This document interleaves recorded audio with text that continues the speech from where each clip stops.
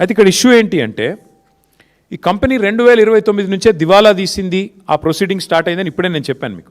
2023లోనే July 23లోనే వీళ్ళు అంతకంటే ముందు ఇచ్చింటే అర్థం ఉంది, 2023 కంటే ముందు ఇచ్చింటే అర్థం ఉంది. కానీ వీళ్ళు 2023 నుంచి దివాలా తీసి ఇన్సాల్వెన్సీ పిటిషన్ నడుస్తుంది. దివాలా తీసిన కంపెనీ దివాలా కేసు 23 జూలై నుంచి విచారణలో ఉంటే సిబ్బంది వేతనాలకు డబ్బులు లేవు ఈ కంపెనీ దగ్గర.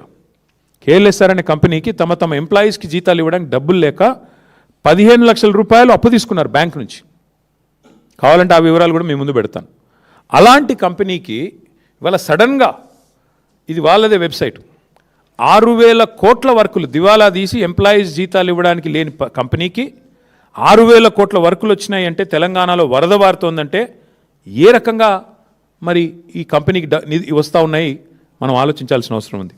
అయితే ఇక్కడ ఇంట్రెస్టింగ్ విషయం ఏంటి అంటే, ఈ ఎన్సీఎల్ఏటీలో ఎప్పుడైతే జడ్జి గారి మీద ప్రలోభ పెట్టే ప్రయత్నం చేశారు, జడ్జి గారిని ఒత్తిడి చేసే ప్రయత్నం చేశారు, అట్లాగే ఆర్థిక లావాదేవీలు నిలిపేయండి అని చెప్పిన తర్వాత కూడా ఈ కంపెనీ ఖాతాల్లో 150 కోట్ల లావాదేవీలు జరిగిన తర్వాత సుప్రీంకోర్టు, నేను చెప్పడం కాదు, జనవరి 23 మొన్న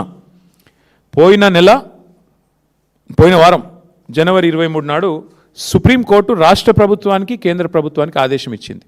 మీరు ఎట్లా ఈ దివాలా తీసిన కంపెనీకి మీరు ఎందుకు ఇస్తున్నారు వర్కులు?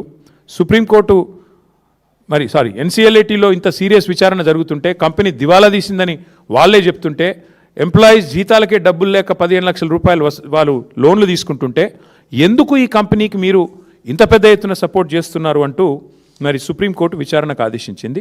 ఇది నాది కాదు కవిత్వం, ఇది ప్రెస్ పీటీఐ రిపోర్ట్, ఇది సుప్రీంకోర్టు ఇచ్చింది.